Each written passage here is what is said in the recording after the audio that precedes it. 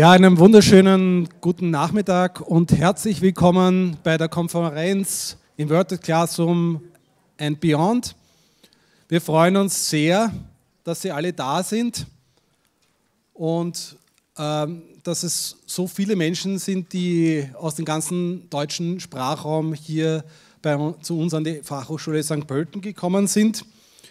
Und das ist ja auch ein besonderes Event, gell, Gerhard? Ja, die Konferenz ist eine Kooperationsveranstaltung von der FH St. Pölten, der Pädagogischen Hochschule Niederösterreich und der Philipps-Universität Marburg. Drei sehr unterschiedliche Institutionen, die FH St. Pölten, Christian Freisleben-Teutscher, 2300 Studentinnen und Studenten, angesiedelt in St. Pölten, die PH Niederösterreich, 1000 Studenten in der Ausbildung, das klingt nicht sehr viel, aber 40.000 in der Fortbildung klingt nach sehr viel. Das heißt also, wir haben ein sehr großes Fortbildungsprogramm und die PH Niederösterreich findet man nicht in St. Pölten, sondern wir sind gut verteilt über Niederösterreich, in Baden, in Melk und in Hollerbrunn. Und dann haben wir noch die Philipps-Universität Marburg als dritten Kooperationspartner dabei mit 26.000 Studierenden. Im Vorjahr sind wir ausgestiegen in Marburg und haben gefragt, wo ist da die Uni? Und ein Passant hat gesagt, na, eigentlich überall. Also kommt drauf an, wo es dann wirklich hinwollen. Ja, weil hier neben mir der Gerhard Brandhofer, ohne dem es diese Konferenz auch nicht geben würde, weil der wirklich in unfassbar tüchtiger Art und Weise uns unterstützt hat bei der Vorbereitung und bei der Umsetzung. Danke auch nochmal dafür. Diese Konferenz hat mehrere ganz spannende Elemente. Zum Beispiel gibt es eine hybride Schnitzeljagd und dazu finden sich erstens Hinweiszettel in den Tagungsmappen und auch gleich 2 Stationen. Unter anderem das Kongress-Bingo, auf das bin ich schon ganz gespannt, wie das funktioniert. Genau, in der Beschreibung einer Station steht, dass sich 3 weiße Zettel, 2 weiße und ein blauer Zettel in der Mappe finden. Geworden sind es 3 weiße Zettel. Also wer einen weißen Zettel als blau deklarieren will, der schreibt blau drauf. Ja? Mit Rot. Genau, mit Rot, unbedingt. Und ja, um das nochmal ganz deutlich zu sagen, bei der Schnitzeljagd geht es nicht darum, alle Stationen zu machen, das wäre auch unmöglich, sondern zu schauen, die eine oder die andere zu besuchen, sich draußen in der Liste oder online einzutragen und jede Station lässt sich hybrid spielen, das heißt sowohl analog als auch digital und ja, einfach auch als Element das, was Sie hier hören, entwickeln, zu vertiefen. Also eine herzliche Einladung, diese hybride Schnitzeljagd mitzugestalten. 3 weitere Punkte, die wir kurz erwähnen wollen. Zum einen, wir haben eine Gastautorin gewonnen für den Tagungsblog, die Carina Meyer von der AHS Heustadelgasse. Sie berichtet über die Konferenz, schreibt immer wieder kurze Artikel, hat einen schon online vorab gestellt und da gibt es auch einiges zu lesen über die Skillblog der FH St. Pölten. Die Entwicklungswerkstatt, die in der Lounge stattfindet, das ist dieser Glaspalast da hinten, ist so gedacht, dass es hier zwar eine Moderation gibt, aber keinen Input. Das bedeutet, es soll für Austausch und Entwicklung dienen, für das Wälzen von neuen Konzepten, aber kein intensiver Input, sondern Diskurs. Und die Frage, die uns heute beschäftigen wird und die wir dann am Abend noch mal stellen werden, der Christian und ich, ist die Frage, was braucht es für die nächsten 3 Jahre an Maßnahmen, damit Inverted Classroom auch in die Breite kommt, damit das nicht nur das Hirngespinst und Hobby von einigen wenigen jungen und schönen Leuten ist, sondern von vielen, vielen Lehrerinnen und Lehrenden an den Hochschulen. Also diese Frage bitte mitzubedenken, wir werden sie dann noch einmal stellen. Was braucht es für die nächsten 3 Jahre an Hilfsmaßnahmen? Genau, weil denn ganz am Abend, am Schluss des heutigen Tages gibt es die Möglichkeit, mit uns gemeinsam nochmal zusammenzutragen, diese Frage weiterzuentwickeln. Also bitte da nicht davonlaufen, sondern nochmal mit unserer wunderbaren Unterstützung miteinander nachbrüten, was es eben braucht für Inverted oder Flipped Classroom. Noch 2 Hinweise. Der erste Hinweis, alle, die hier erinnern sind als Referent, Referentin, Workshopleiter, Leiterin und so weiter, für die gibt es ein Get-Together unmittelbar am Anschluss nach der Abschlusssession im kleinen Festsaal. Also wer sich dazu jetzt angesprochen und berufen fühlt, der kommt dazu. Wer sagt, gute Idee, da komme ich dazu, kann das machen. Und das Zweite, wir haben bei der beim Empfang hat es ein klitzekleines Problem gegeben, weil da haben Menschen eine Zahlungsbestätigung bekommen, auf der nicht ihr Name draufsteht. Das ist ungünstig und diese Personen, die sich jetzt angesprochen fühlen, die gehen bitte dann in der Pause bitte nochmal zum Counter und geben sich dort zu erkennen, das klären wir. Aber es ist alles gut, das kriegen wir alles hin.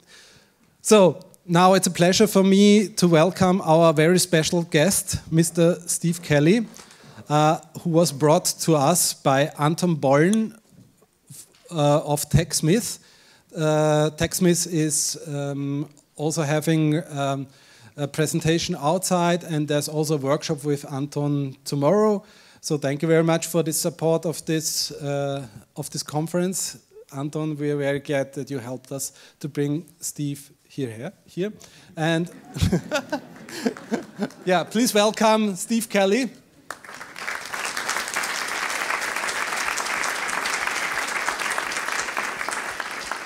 And he will introduce himself. That was not by choice, by the way. I didn't have an option.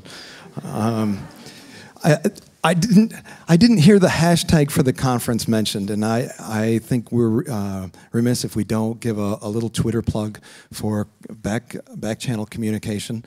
If you back channel communicate me and you have questions via Twitter, I do ask for English, my deepest apologies. But the hashtag ICM Beyond 16 has already, it started months ago with little feeds here and there. So I think that's an excellent way for us to communicate. My deepest apologies, when I get nervous, I talk fast. And they told me, speak slower than normal. My stress level is at about an 8. A 9 means there's a family emergency, and I've held 10 my whole life. I don't know what that is. So my deepest apologies if I go fast. I do appreciate the laughter because I really am funny. All right, thank you. So I'm not just gorgeous, I am funny. You can find my presentation at bit.ly Kelly ICB. I should have said ICMB, I missed that one, sorry. But you won't find much there. 15 slides, it's not a standalone, but for some people really like to follow along. That's just fine, that's where you'll find it. So again, I am Steve Kelly, and I'm a teacher. I've introduced myself that way, I don't know how many times, and I crash and burn most of the time. I was on the flight over, and the lady next to me said, hi, I'm Gwen, I work in pharmaceutical. And I'm like, oh, I'm Steve, I'm a teacher. That was the end of that conversation. I don't get invited to dinner parties, all of those things. But if you want to email me, I am Big K X Country, and I know I'm stuck with that. I coached cross country for years. Get the X, cross country, and so my kids called me Big K as a joke, and I became Big K X Country, and now I own that little piece of the internet. I will tell you this, it's awfully hard to find a job outside of education if you're Big K X Country, but that's who I am, and if you want to know more about me, just you Google at Big K X Country and you'll find way more than you want to know about me.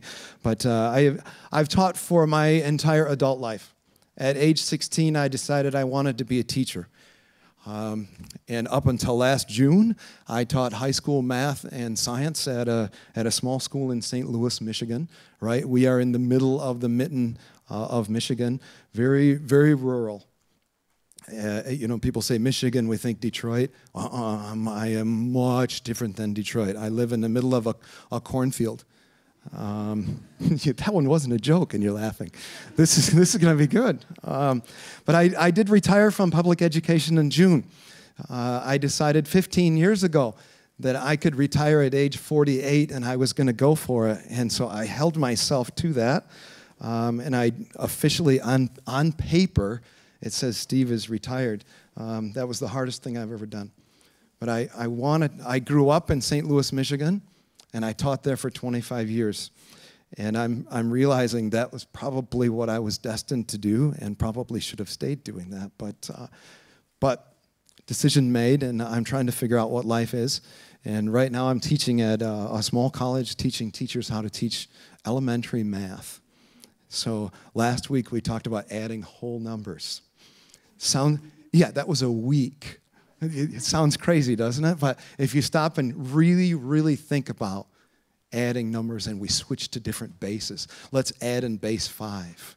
Let's add in base 2. Wow. All right. So that's my whole week. It's pretty exciting. So that's me. Oh, I got it. All right. How many people have taught today? You are fantastic. Thank you for being here. How many people have done a Kahoot? Oh, this will be fun then. Okay. We have some of you. For those of you that raised your hand, would you fire that up, please?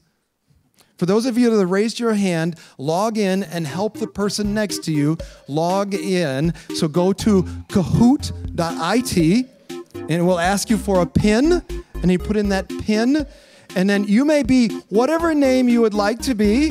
You don't have to be you. Please keep it clean. The music will be annoying, and it doesn't go away. While you're logging in, let's say thank you to the people who organized all of this. I walked in yesterday and they were looking pretty frazzled, but what an amazing conference. What an amazing venue. This place is outstanding. I walked around and I watched some classes yesterday. 100% student engagement. I didn't see anyone not being engaged in the classroom. This is a pretty special place. All we're doing great. We have 23 players, 24 players.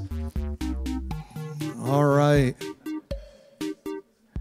If you need some help, ask the person next to you. The first 5 questions are awful. The next 5 are for me. But I guarantee we're going to start in 30 seconds.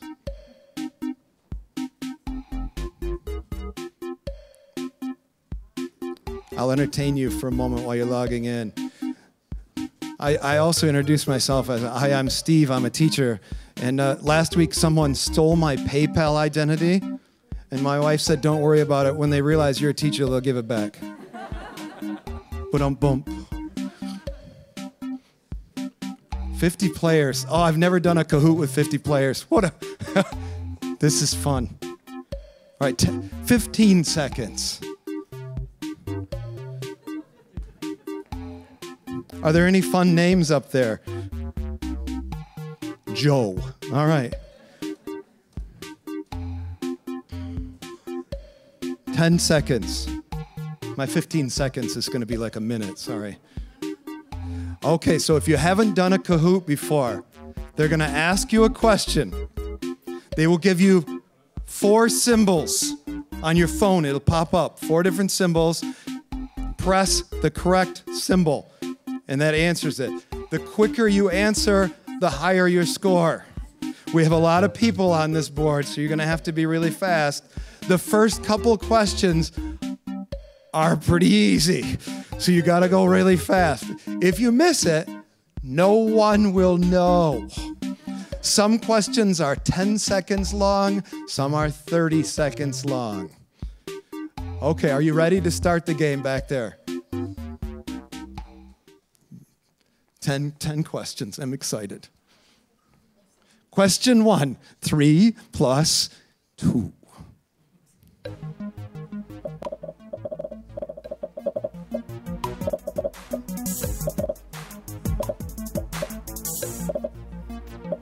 Ten seconds.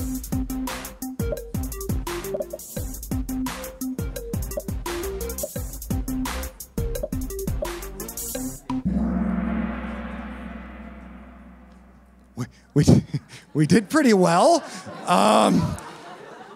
There are 6 of you that I'm really quite concerned about. And I think you need my elementary math class on whole numbers. Oh my. Okay, hit the next button, please. And MS, you are doing amazing. One Note Avenger, look at you go. Okay, question 2. The ratio of the circumference to the diameter of any circle.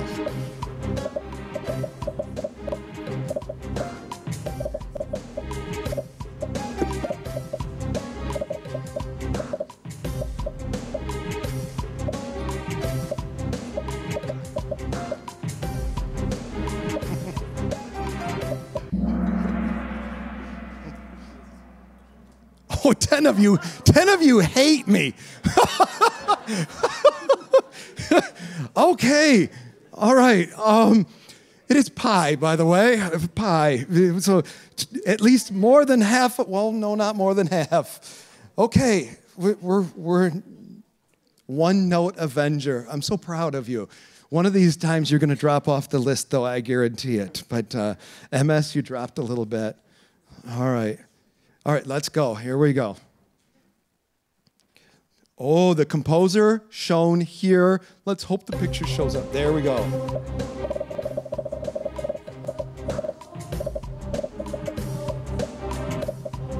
Two seconds. Oh, thank you. The Kanye West person, let's hope you hit the wrong button by accident. Let's just hope. Okay, let's go. Oh, that was fast. How many questions was that? Was that 3? Oh, 7 to go. Here we go. Einstein's theory of...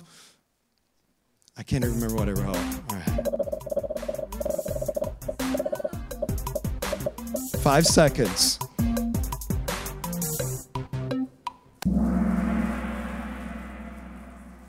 Oh, nice. Nice. Excellent. Click, please. Oh, look at that. It's not a runaway yet, though. Let's keep going. Ha! You've seen this one on Facebook before. Good luck.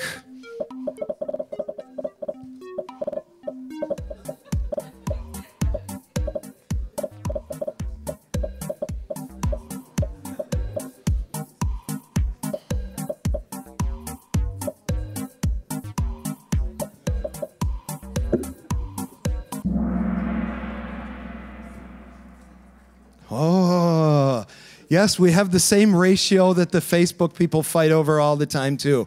All right. So if you answered the blue button, please go back and slap your math teacher. All right. Next one. Here we go. Oh, we've had a change in the lead. Look out. Okay. I think the next questions are for me. So here we go. How long have you flipped your classes? So you don't have to hurry.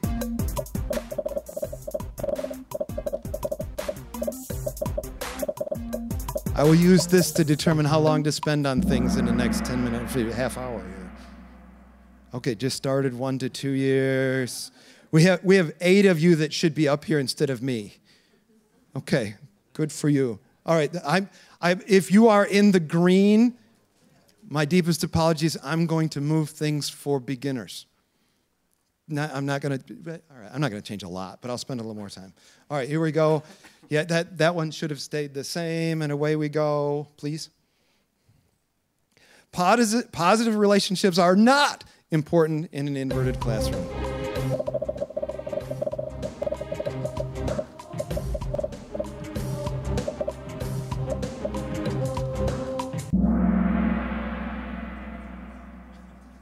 Okay, thank you. It's an English interpretation. So 12 of you hate kids. So I have to give a disclaimer. I'm going to use the word kids instead of kiddo. In the United States, I would be bashed for that on Twitter right now. But my generation, I will use kids, learners, students. I use kids because I love them. All right, so we'll be there. And relationships are my strongest asset as a teacher. I will get to know, if you and I were in a class, if this was it, I would know you by the end of the week. And I would spend all of my time figuring that out. I think math is awesome, but I think relationships and a deep relationship will have deeper math learning. Okay, here we go. Oh, we're doing awesome. Yes, please. The video is the most important part of the inverted classroom.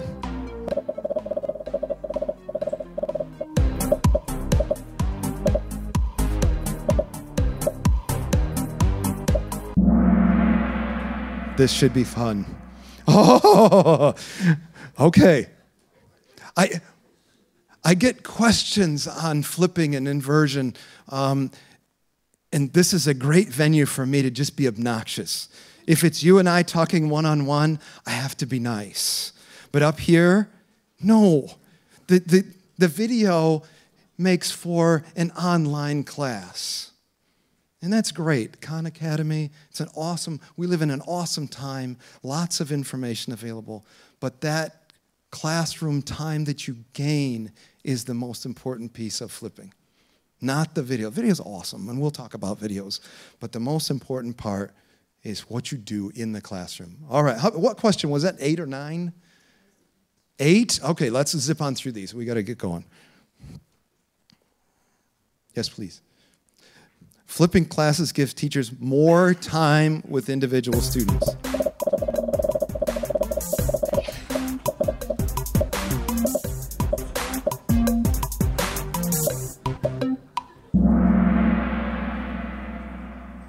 Hey, all right. Yeah, we didn't give you an option on that one, did we? Nice. Yes, excellent. Excellent. Time is huge. In this day and age, we need as much time as we can possibly get. Okay, keep on trucking. Oh, I'm sorry, JCL. Question 10. Steve Kelly is, this should be fun.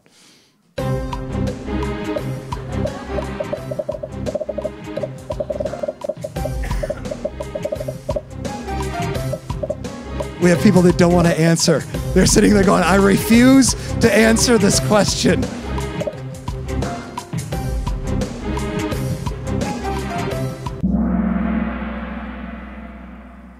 Oh, you're so sweet. All right, let's hear it for the IT guy who got that, who did the Kahoot for us. Yay! Clap, clap. All right, sir, could you take me back to my presentation real quick? You are the man. All right, excellent. So I'm going to start today off by saying, wasn't that fun, Mo? You taught all day, and you can kind of get loosened up. A Kahoot takes a lot longer to make than it does to give during the classroom. But if you want to do a quick check for understanding, don't abuse it. If you use it every day, it's dead. If you use it every once in a while, ooh, it's fun. All right, and the game show music is really annoying. But I'm going to start with, are today's learners any different? Are they let's see, this is the 30th anniversary of Ferris Bueller's Day Off. Are today's learners different than Ferris Bueller? A little bit. A little bit. Are they different than they were 5 years ago? Yeah. All my students, or most of them, had smartphones 5 years ago. But today's learners are even different than them. We are evolving with this information so fast. And I think as an educator, it's extremely hard to keep up. But I love all the little pieces of this slide. This is the doctor's office nightmare right there. They now have, on the medical form, they have a checkbox for phone accident. So they don't have to put student walked into a tree, student walked into traffic, student tripped on the sidewalk. We're laughing. If someone's in the medical profession right now, they're going, oh, I hate this phone. Yeah. I get it too. I have a 15-year-old and a 21-year-old in my house. And this one right here, that is like a funeral for them. I walked in the house the other day. I didn't have my coat off, and I hear from the upstairs. They're both girls, by the way. But I hear this extremely manly voice, the internet's out. I'm on it, no problem. They haven't figured out that if you unplug it and plug it back in, it'll probably work. But that is life or death. The spinning wheel of death. This morning, my phone had 2 of those going at once. I rocked it. One of them stopped. The other one kept going. We live in a different time. I haven't figured the headphone thing out yet, but the noise cancellation headphones, that's a whole nother game. I'm clueless. I think it's a neat idea. I don't think it's just a fashion trend, though. And things like this one, I didn't tell Taylor that I was going to use her little tweet there, but she just got her butt chewed for taking her mom's refrigerated iced tea. So in that household, refrigerated iced tea must be a pretty big deal. I don't know.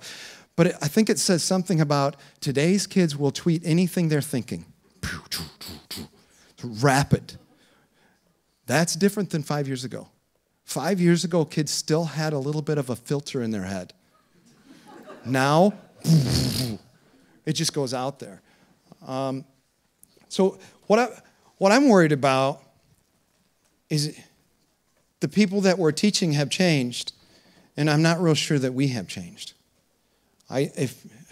This is also the 30th anniversary of Michael J. Fox, Back to the Future. Whether he went future or back or whatever the case may be, hard to tell the difference in those classes. Until 5 years ago, it was hard to tell the difference in my classroom between 1940 and 2010. I'll be honest. You walked in, everybody sat in a row. They were extremely compliant. If I repeated myself, you wrote it down. If it was on a PowerPoint slide, you wrote it down. I thought compliance was engagement. And boy, was I wrong. It took a lot of thinking to figure out the difference. I will say this building is beautiful. If you want to look at learning spaces and try to figure out what you want your classroom to look like, you can make it happen. And I do this all the time. I talk about learning spaces, and people tell me, yeah, well, we really don't have the money to do that. Make it happen. Just by moving things around, you'd be amazed. Walk into a bohemian-style coffee shop and tell me it's not more comfortable than your classroom. You don't have to have couches in your classroom. You don't have to have all those things. But you can create a better atmosphere. You can create a more comfortable atmosphere, something where people feel more comfortable sharing their ideas. Do I want to learn? I don't want to learn in one of those. No, I'd much rather sit out in this lobby with the nice bar-sized tables and sit and chat. That's much more comfortable for me.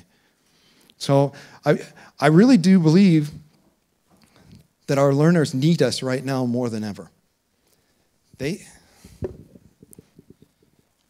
have the world at their fingertips. It's amazing, the information here. This will now solve algebra problems. Type the algebra equation in, it solves it. Whew. I grew up in the 70s and 80s. I saved one whole summer to buy a calculator when I was 10. And my parents had a big debate over whether or not I should be able to have the calculator. My dad won. I got the calculator. I spent the next 3 months trying to prove the calculator wrong.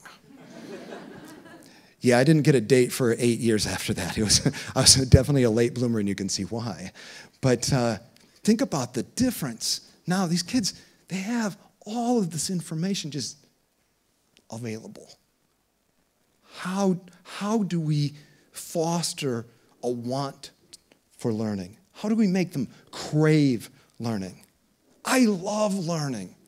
When I'm engaged in something, what did I tell my wife the other day? When I get into a new project, I get slightly crazed. And she turned around and went, slightly? So I definitely married the right person. She gets me. But how do we get kids to really want what we're trying to sell? And so is the flip class the answer? I don't know. I'm not an American car sale or a used car salesman. I don't believe everything is shiny and it's going to last forever. I won't be that guy. I'm honest. I'm open. I don't know if it's the answer. I do know it's a wonderful transition piece to 21st century learning. I know we have to stop saying 21st century learning because it's 15% over. But it is a nice blanket term for modern education, a way of meeting the needs of today's students.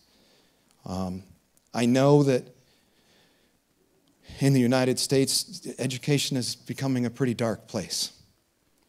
And the flip movement is definitely a ray of sunshine. The people behind it, it's a grassroots from the ground up effort, and it has really blossomed. The teachers that take it on are the ones that really, really want to make a difference. I'm an old man. You gotta bear with me every once in a while. I get a little emotional over something cheesy like that. But the flip has been very, very good for me. I saw huge, huge improvements in my students, huge academic improvements, huge changes in passion for education. So I'm not real sure if it's the answer for everything, but I know that it gives me more quality time with my kids. And, boy, that's huge. if we can have a conversation, you're going to get better. I know it gives me more time for creativity in the classroom. For years, I had a curriculum that was obnoxious. And on the last day of school, one of my things I had to do was turn in the curriculum with every box checked. Yep, taught it, taught it, taught it, taught it, taught it. Nowhere was there a box for learned it. Yep, covered it, covered it, covered it. And then I decided that if I could have more time, I can check the boxes with my videos. Check, check, check, check. You want to check me on that? Go ahead. Here's 100 videos. They're all there. It's all, the curriculum's done. I know it's done, and I can prove that everybody watched it. That's a pretty easy deal. In the United States, that's big right now. Remember, I'm a math teacher. More time for play. Math is beautiful. And everywhere I go, people say, oh, you're a math teacher. I didn't really like math. I mean, I don't know how many hundreds of times I've heard that in a lifetime. I heard it from a doctor once who was looking in my ear. I wasn't very good at math. I'm like, have a nice day. You know, you didn't have logical thinking, get away from me. You know, but I love the idea that a student can play with mathematics. It's a fun word.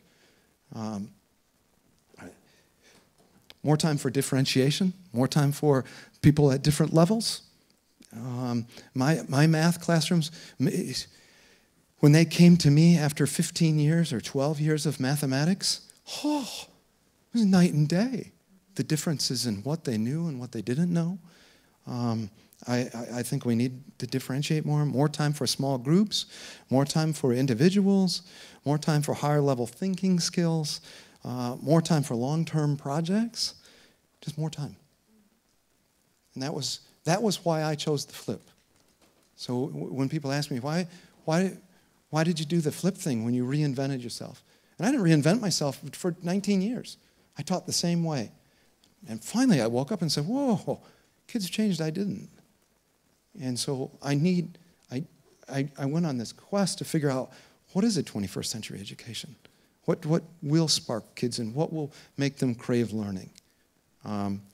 And so we needed more time to do those things, more time to do the things on this list. That's not a finite list, by the way. You could add umpteen different things to it. So I went on a journey, and I'm an only child, so pretty much life has always been all about me. So the next 10 minutes is all about me. Like, we can talk about kids and all that, but I'm going to say I did this and I did that because I'm amazing. Thank you. So I decided I needed more time with my students. I decided I would do this flip thing. And at the time, there was only one conference in the United States, and it was in Colorado with Aaron Sams and John Bergman. And if I really want to learn how to do this, I need to go see these guys. And so I couldn't afford a plane ticket, but I got in my car and I drove 19 hours. Whoa. And I slept on a stranger's couch. I've never done that before. I'm Steve. I'm sleeping on your couch for a couple days. Wow. And the first thing in the conference, the very first statement they said, flipped learning is not about the videos. And I went, I just drove 19 hours to figure out how to make a video. What do you mean it's not about the videos? But that was when I changed. It's about the quality time you have with your kids in the classroom. So the videos, they're pretty easy after you make a few. They're not a big deal. So if you're here and you're like, I want to learn about these videos, we'll help you. You'll find people in here. The first one might kill you. The first one you do, you'll say, I can't do this. I can't spend 5 hours making a video. Next one, take you about an hour. After about a week, they're about 5 minutes to make a 5-minute video. You just churn them right out. But I wanted to go on a quest from having a teacher-centered classroom to a learning-centered, or a student-centered classroom. At the time, I hadn't even thought about a learning-centered environment. I just wanted to get things away from me. This is uncomfortable for me, one person giving knowledge to a group. It's a one-way ticket to disaster. And I wanted it to go the other way. Everything. Students drive the learning. And so that was my original quest. And then along the way, I bumped into Learning Centered, where we stopped worrying about the people and we worry about the learning. What do we really need to learn? What? If the term what if comes in a conversation, it's a good day. What if? You never know where that conversation is going to go. What if I don't know the answers to all of my students' questions? 20 years ago, that was a pretty big deal because I was all knowledge. Now, they have a lot more knowledge right on their phone than they have of me. So I need to deal with that. Now, I'm pretty bright when it comes to teaching math. Sure, I'm one of the good ones. But I'm not the all-knowing anymore. Okay, I need someone over 40 years old that has a watch. Okay, so you're wearing a watch because you like to keep time? If you're 30 years old and you're wearing a watch, it's probably a fashion statement. You're not real sure how it works, but you have it on. How much time do I have left, ma'am? What time is it? Okay, I have 20 minutes left. So if I get down to 10, okay, all right, fantastic. So 20 minutes, here we go. So my first year of flipping, I really started generating video. I'm extremely lucky that I have an interactive whiteboard in my classroom, and I just set up Camtasia and I start recording, and I record my screen, I record myself at the same time, and I'll show you some videos here in a moment. They're really bad, okay? But that's the way it goes. When I went into flipping, I was very concerned about the video creation and storage, and TechSmith saved me in seconds. Create them on this storm at Screencast. Done. I was worried because YouTube is blocked in my school district. So how dare I put my videos on YouTube and expect you to watch it at home if the school system says, no, we can't watch that during the day, but at home it's acceptable? Yeah, I can't do that. So I put them in a different spot. Then they can access them at school, they can access them at home, that's fine. And again, I've stressed in-class activities, in-class participation, in-class higher-level thinking, differentiation. I spend a lot of time thinking about that. I spend a lot more time thinking than I do creating. I'm not the brightest bulb, so it takes me a while. And I stole Bergman and Sam's mastery learning for my first course. Students could work, when they mastered something, they moved to the next. And with a conversation of me in the middle to see if you were ready to move to the next. And that was my mastery learning thing. And you could go as fast as you wanted or as slow as I chose. That was kind of a joke, but that makes sense. Okay. All right, this is 1 minute and 40. I think we're going to have to skip part of it. Are you ready to go back there? So these are just clips of my videos. We'll have the sound down at the beginning so I can talk over top of it. Videos, you can spend forever if you get caught up in the technology of making the videos.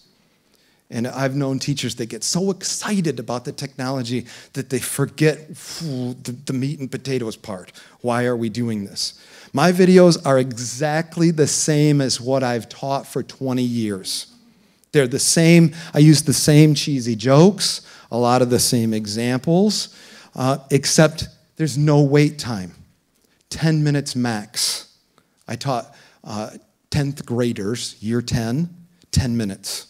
My 9th graders, 9 minutes. If I had 12th graders, 10 minutes. 10 minutes, and I just lost them after that. So you have to teach rapid. You're real fast, you get used to wait time, forget it. That's not there anymore. And I really like, I told you I'm beautiful, so I like seeing myself on video. But I still had some cheesy things I did too. If you spend every weekend making videos all by yourself, you get kind of goofy in the end. All right, could you turn the volume up? How we doing? I'm trying to... Yo. Unit 5, Section 7-3. All right. This chapter's so radical, dude. I got my snowboarding hat on. Remember, safety first when you're dealing with logs. And if you want to get your chainsaw out, You gotta wear the eye and ear protection, all right? You know, I was just looking at myself on video. I didn't realize how beautiful I am. Man, I am gorgeous today. All right, there we go. That's amazing. How do I go? No, I want to go to the next slide. I think you got to move your cursor. Fantastic, thank you. So I needed videos, and I needed them relatively fast. When I started my first year of flipping, I had 25% of my content done. And I thought, well, 25% of the year, that'll give me 25% of the time to create the next 25% if I'm ahead. But I forgot there was this mastery learning piece. And this young man right here, we'll call him Chris because his name is Chris. He just about killed me. He went at lightning pace. And you give it to him, and he'd go. I was keeping up. I was doing really well. At the end of November, in the United States, we have what we call Thanksgiving break. We have a nice long weekend in there. The weekend before that, I worked like a madman. I had everything ready for the next unit. Then I could take Thanksgiving break and just chill out and be there. So Chris, on Friday, got his stuff. He came back on a Monday and said, I want to have a checkout conversation. I did it all over the weekend. So I looked at him and said, what's wrong with you? But really, I should have looked in the mirror and said, Steve, what's wrong with you? You have something that's working. This is beautiful. You just got to create, you got to help him go deeper. And he's doing amazing things. He's at Louisiana State University now. I talked to him the other day. He's driving people crazy there. But I would say the biggest thing in flipping is a lack of teacher time. Teacher preparation time is a killer. If you want to do it, I would do this in small pieces. You know, ask those people that were the green that have done this for a few years. How'd you start? You know, some people say start by just making a whole bunch of videos and have that.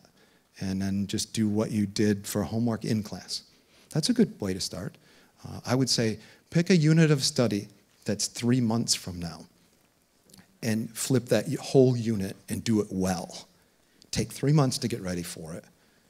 Then take 3 months to get ready for the next one. In a couple of years, you have 10 units, well, however many you want. But don't kill yourself. Do it right and do it well. Be willing to redo it. Okay, how am I doing, ma'am, on time? Okay. I'm not going to talk much about my experience with collaborating together because I did the whole webinar on it just last month, and that's available online. But I will say after my first year of teaching, I ran into Zach Creswell, who was one of my students. He was one of my runners. Thank goodness he's a better teacher than he was a runner. That was not a joke. He was pretty slow. But I ran into him, and we decided, we teach 30 kilometers apart, and we decided we would flip a class together. And he's a much better mathematician than I am. I'm a much more creative person than he is.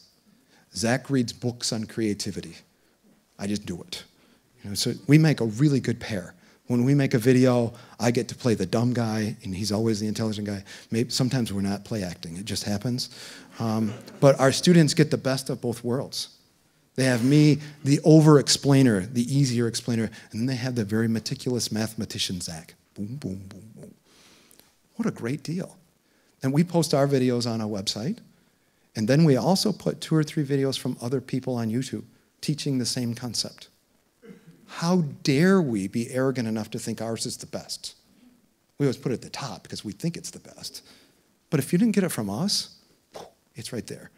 My students are more apt to click on it and watch someone else than they are to go Google it and find it. So we put it right in their face. Zach and I, we do a lot of crazy things. That's the one thing everybody says, oh, I saw your video with the basketball and you guys were doing wrestling or something. That came about from spending too many hours together.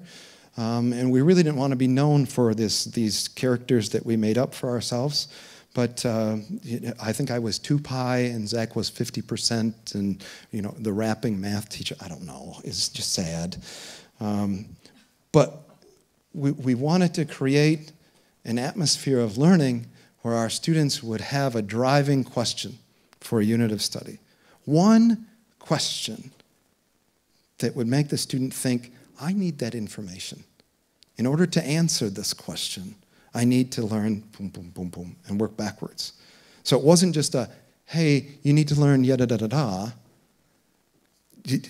They wanted to learn those things. That's huge. And of course, we did the cheesy things before it. We cage wrestled and whatever. But then we'd ask a quality question at the end of it that would drive the learning. I will say, I've heard a lot in the last 2 days listening to people, and it took me a while to come to grips with the idea of working with someone else. It's a risk. What if I share my information and you don't like it? It's what I've worked hard at. Well, too bad. It's time that we share a bit. It's time that we share our best practices globally. These are 2 teachers that made a difference for 100 kids a year. Think about all of the millions of teachers in the world that are creating the same thing. Ladies and gentlemen, that's dumb. Think if we work together to create better, a warehouse of best practices. What if somebody in this room teaches the Pythagorean theorem better than anyone in the world? Shouldn't my students have that? That'd be great. All right, so that is my soapbox. So here's my 5-year plan. It's funny how sometimes a 5-year plan comes about after the fact. So my first year I worked alone. The second year Zach and I worked. We collaborated, created a course. And the third year we revamped the in-class activities and got better. And in the fourth year we developed a system. We had our students play with math for a while. And then the flip would come in, the video, they'd practice, and then they'd apply and reflect. We do a lot of blogging, a lot of writing, a lot of thinking. And then I did a one-to-one in my last year. Because in year 1, I had 1 computer. And I went and found computers in the dumpster that would still access the internet and play a video. But within 5 years, we created a need for technology, a need for students to have on-demand instruction. My kids can have HBO on demand, watch any show they want to watch. Shouldn't algebra be on demand? Anytime they want it, anytime they need it. So that was a goal in my community. Let's get everybody there. Let's get on board as a whole community that this is important, that our students have an edge over anybody else. So people always like to have some resources. This is the uncomfortable part of the day because it's not all good. Okay, my videos aren't all that great. I know they're not. Some of my activities aren't all that great. Some are amazing. All right, so if you want an idea, you say, well, this is what they did. Steal it. Make it your own. Do something better than what we did. So this is our website. This is where we came up with all our stuff. There are some of my old blogs on there. There's some of Mr. Creswell's blogs are on there. That's pretty good stuff. You can find all of my videos here. Like I said, they're awful. You can find an entire class of pre-calculus here by folder. Everything's in there. Videos in there. Exercises are in there. And you can find algebra, upper-level algebra there. Some of it can be used in 8th grade math. It's that low, or year whatever that is. It's not an integrated math. My deepest apologies. We still desegregate math. But I'm not afraid to put that out there. And I think we all shouldn't be afraid to put that out there. It's time to put it out there.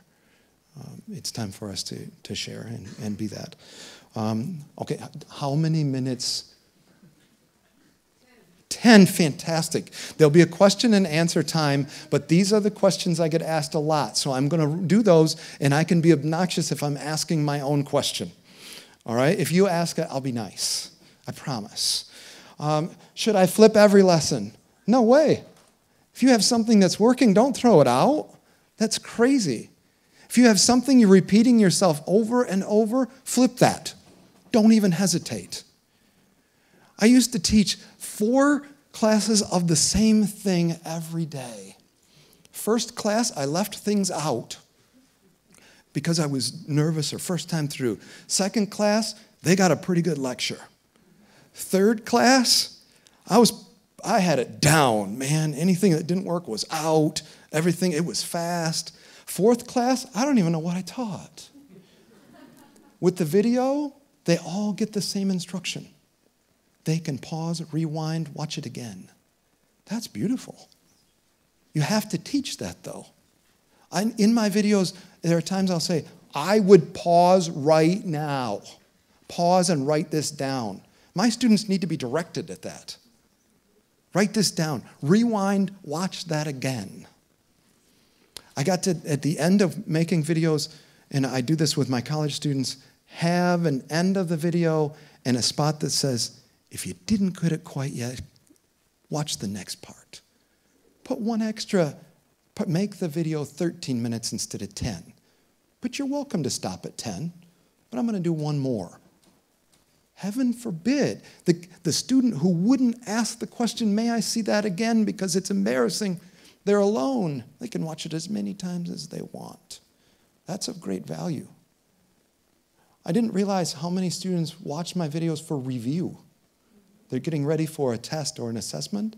Instead of going back and looking through their book, they'll watch the video again and again and again. That's hours worth of video. That's pretty cool stuff. All right, what if the students don't watch the video? This is my most asked question. If they don't watch the video, make their life painful. It's pretty basic, okay? They'll do it once, they'll do it twice. It's pretty rare that they do it a third time. All right? And again, create that learning atmosphere where they want the knowledge. If you ask a good question, they'll go seek the knowledge.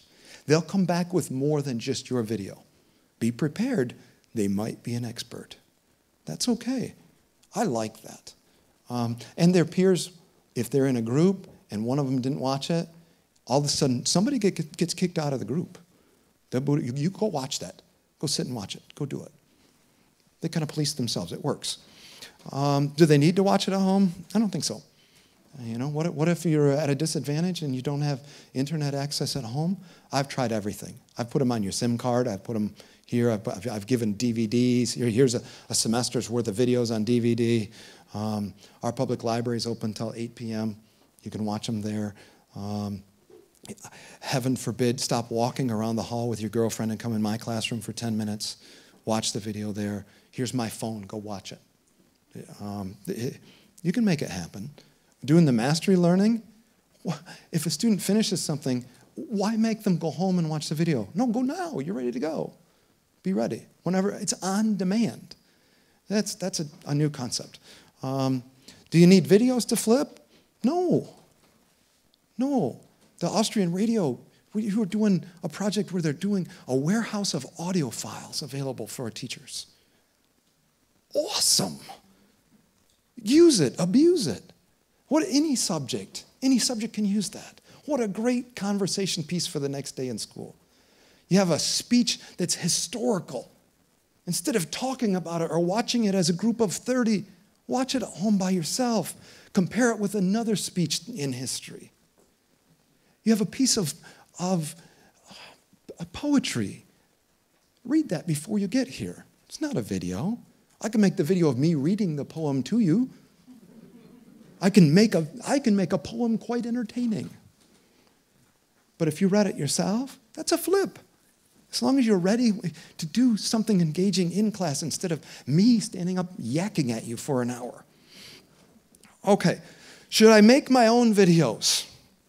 The YouTube has videos for everything. Should I make my own? Probably. I'd say the younger the student, the more that's important. Elementary students, little dudes, they want to see their teacher. Parents want to see you. Yeah, funny, isn't it? But you're putting yourself out there. I've had this conversation a few times.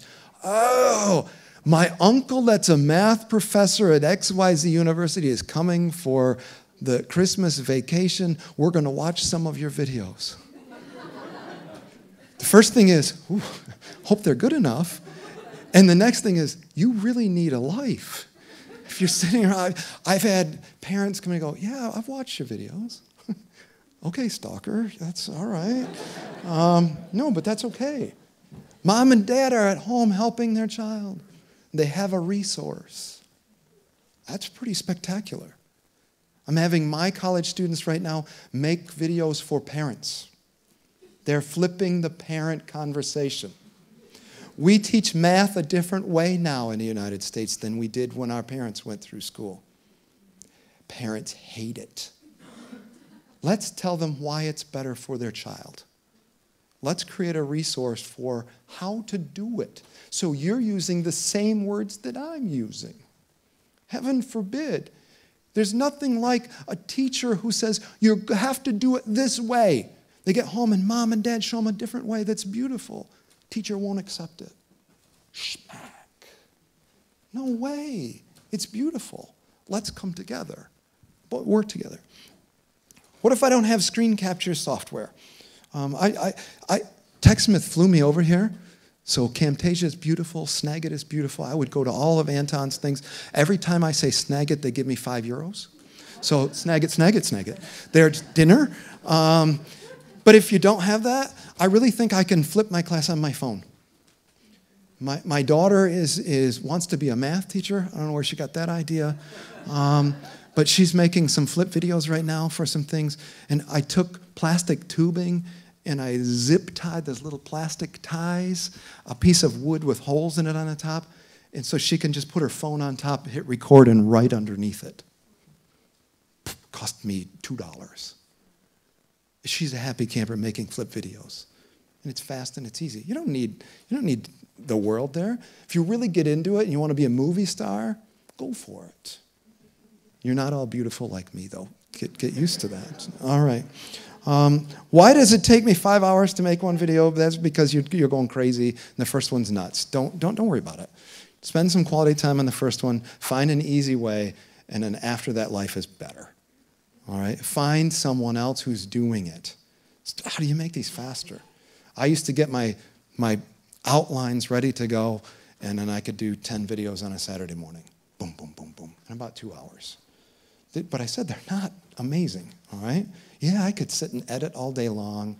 I could make them a lot better. They worked well. And I already talked about how should I start. So, and it's not about the videos, it's about creating an actively engaging, learning-centered environment. That's all I hit on that. Every moment we have is a teachable moment, ladies and gentlemen. We can't miss those. We can't get caught up in the moment of I have to teach all of this stuff. Our kids need us, and they need us bad. It's time for us to just give them that time and help them seek knowledge. Learning is awesome. Learning is a great way of life. If we can instill that, the world will be a better place. Okay, thank you very much.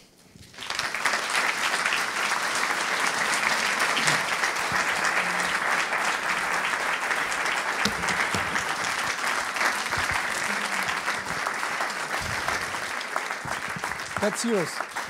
You've earned it. Thank you very much. Thank you very much. So, where's the second mic?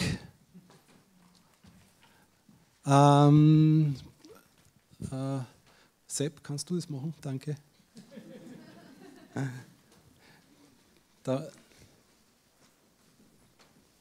Okay, now we have some times for questions, and my dear friend and colleague, Mr. Josef Weißenbeck, is ready with the mic, so please ask questions. I see here one. Oh boy, here we go. I love the idea to put pain to students, which when they don't see the videos, but in my experience, they leave the lecture and never come back if I do pain to them. How do you solve that problem?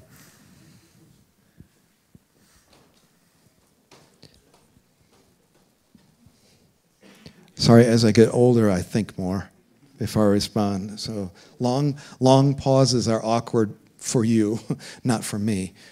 I hope you're feeling pain and you'll come back. That was a joke. I have some moments when I reflect on teaching. Remember, I'm officially retired, all right? So I spent a lot of time reflecting over the years, and I have a lot of very fond memories.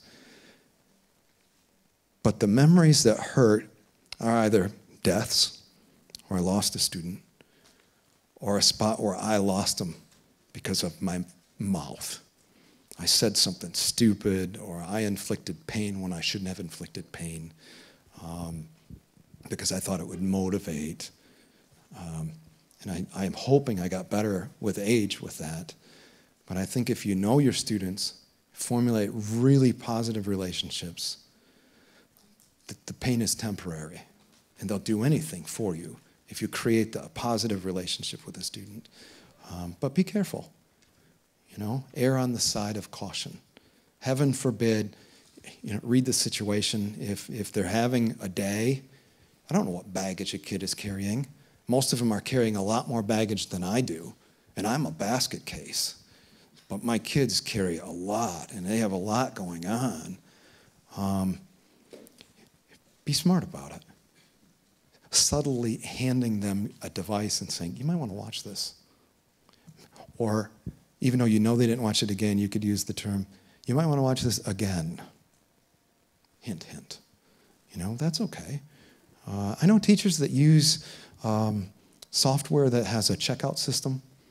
It'll have quizzes within so they can tell who watched it, and they get to class the next day and they know where the misconceptions are. I think that's fine. It's not something I would do. I would rather have a conversation. I'm that guy. I'm not the technical, get up in the morning and look, oh, Johnny didn't watch it. That's not me. I'd rather feel the situation. But just be careful. Did I answer what you needed? Okay, all right. Mehr Fragen, bitte. More questions.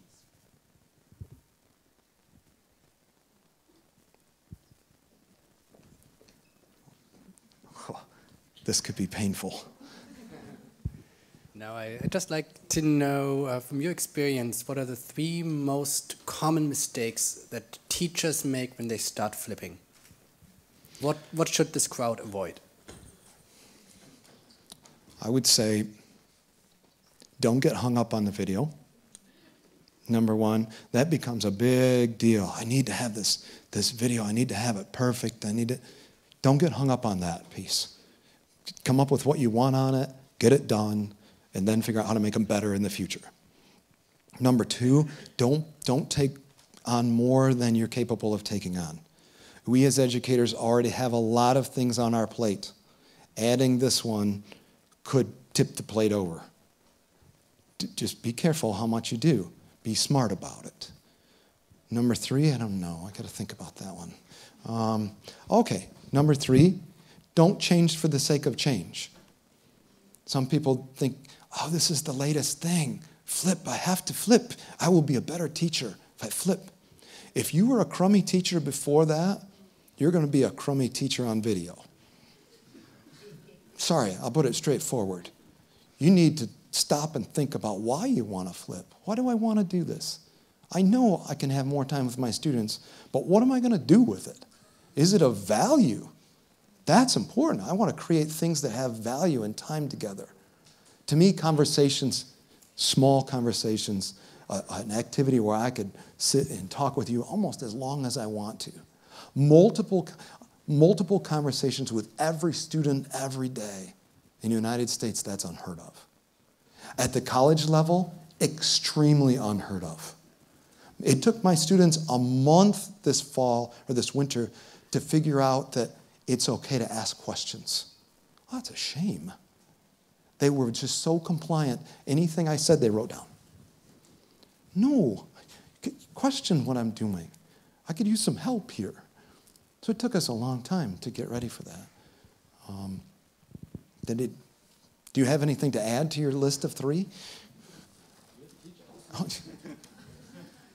Does anyone else have something to add to the, hey, I've seen teachers crash on flip? Great audience. You're fun. All right, thank you. Thank you. I'll be here all day. It's warm up here. I'm sweating. It's a good thing I didn't put deodorant on. It would have given out. Thank you. One laugh out of the deodorant joke. All right. I'm not sure if it has to do with flipped classroom, but the modern development rather produces handwriting. So do you think that watching videos and having interactions permanently without writing things down has a negative effect? I mean, I'm a mathematician myself. My students didn't stop writing. In fact, they write more now than they did before.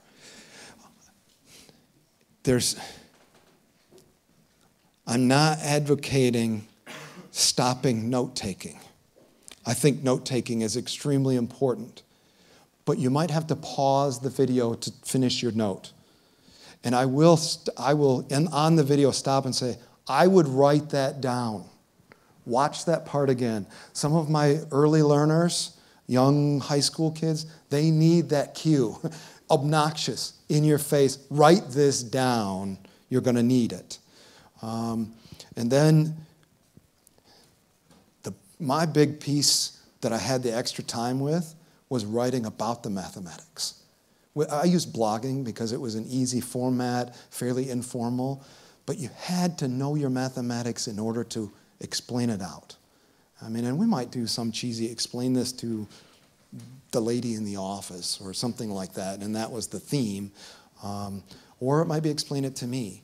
Depends on the level of writing I'm expecting back. Is that what you're looking for? What the hand writes, the mind remembers? Yeah, all for it. And with the one-to-one, every student having a device, you know, that was the whole, we're going to get rid of paper altogether. I like pencil paper for mathematics. Thinking and working and scribbling, that's fine. I think that's important. I think it's important to continue to handwrite even outside of mathematics. My students don't know how to fill out an envelope. We were going to send thank you letters. We went on a trip to Costa Rica. We're going to send the sponsors a handwritten thank you note. The thank you notes worked out great. They couldn't fill out the address. We had the address on the board. They didn't know where to put it. It scared me. I think we need to continually do those things.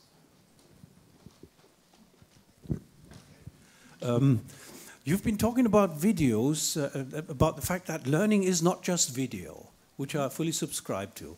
But isn't there any other material you have available for your students at university level? For example, one of the successes of the inverted or flipped classroom is that we don't just have video, but lots of additional material, text or videos embedded within platforms, PDF documents, quizzes. So what else do you supply apart from the videos? Because you said learning is not just video. Whatever I have time. Whatever I have time to create. I agree with you, and I applaud you. People do not, we have the visual learners, we have all sorts of different learning styles. If we can hit as many of those as we possibly can, I think that's important. Creation time is the tough part. How do you have time to create all of the different pieces? Again, you know, when Zach and I decided we would flip together, share the workload. That was the idea. We'll cut the work in half. It didn't work out. We actually worked harder because we were creating better work and better conversations. Yeah, we should have created twice as much content. We didn't. We just created better. I used to think, I was a running coach for years, and we needed 3 to 5 applications of something to get faster. If we started doing interval training, it was 3 to 5 weeks of interval training, then all of a sudden times would drop. And then that transferred into the classroom for me. I thought everyone needed to have 3 to 5 applications of something before the learning happened. Whether it's the video and then the practice and then the whatever interaction, some type of assessment, 3 to 5 times. And I think this generation needs 7 to 9. I don't think it's 3 to 5 anymore. And that's crazy. But if you disagree with me, watch a home and garden channel where they redo a house. Watch some TV show, modern show, exciting, we're going to rebuild this house. How many times do they show you the same scene? 7. Oh, it's going to cost 8,000 euros. Commercial break. 8,000 euros. We're going to review the 8,000 euros. And in closing, it was an 8,000 euro kitchen redo. That's the generation. They get it over and over and over. Our sports channels, if you don't see the score going across the first time, if you don't hear the announcer saying it the third or second time, it just keeps going. Our students are used to having it over and over and over. They don't really have to pay attention. So I agree with you. Lots of different ways. Create as many as you can. Warehouse it, embed it, put it in. I think that's important. Ours was more segregated. Yours an integrated approach where it's all there. That'd be beautiful. Time to do it all? That's tough too. Do we have to differentiate? Does every student have to do it all? I don't think so. By the way, I'm not normal. Okay? If you say, oh, there's that American teacher. One of my evaluations, my principal said, you're kind of odd. Yes. That's okay with me. I'll be odd as long as my students are learning. Fire away. Yes, thank you very much again for your wonderful and inspiring note on your experiences on flipping class. We heard a lot about your experiences of doing the videos and what difference you made. I really would like to hear about the ways you teach in class, so the in-class activity and how it changed over the last 5 years, maybe. How did you start, and what are you doing now? Thank you. Some of that goes back to the whole idea of where we're at on the progression of learning. I like the play phase. I like when students come in and we give them a question, or we'll do something off the wall, like we'll have a digital dot that goes around and it never stops. And we'll say, graph that dot, and you may graph it in anything but a circle. And the anger level escalates for about 5 minutes because it is a circle. Why can't you do that? But eventually someone comes up with a sign. Oh, it's a sign. Yeah, that's amazing. It's a wave. But that phase, that's a fun phase for me. There might be another day that we're practicing. It would look like a traditional homework day. We're working, we're doing that. That's fine.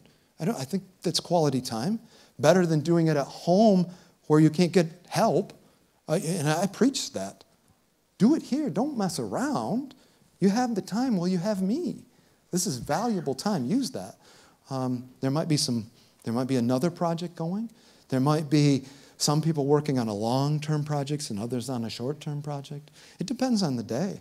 I told you I'm odd, and that doesn't bother me that lots of things happen at the same time.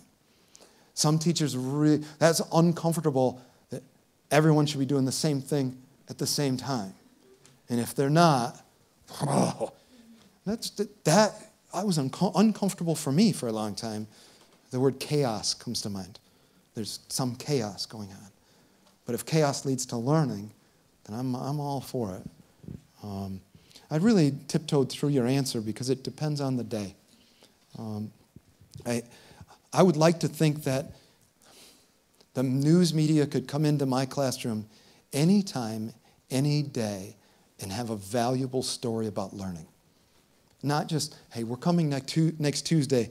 Oh, I got to ramp it way up. I've got to have something amazing for next Tuesday. No, you come in anytime, any day. There's something happening. There's always learning happening. So if you want specifics, you say, I need some ideas for project. Yeah, I'll sit down and chat with you. That'd be fun. I like that. All right, thank you. Okay, stay with me, please. Okay. Stay. We are taking some pictures. Please. Okay. Thank you once again for this wonderful inspiration. Ich steige auf Deutsch um. Wir gehen jetzt in die Kaffeepause. Um 15:45 Uhr geht es weiter. Wie gesagt, herzliche Einladung, hybride Schnitzeljagd mitmachen, bei der Entwicklungswerkstatt sich einbringen Und ich wünsche eine gute Kaffeepause. Um 15:45 Uhr geht es weiter. Und wer sich fragt, wo es im Haus wohin geht, in unserer fantastischen Tagungsinformation gibt es einen Plan, der sehr hilfreich ist. Dann eine schöne Kaffeepause und bis später.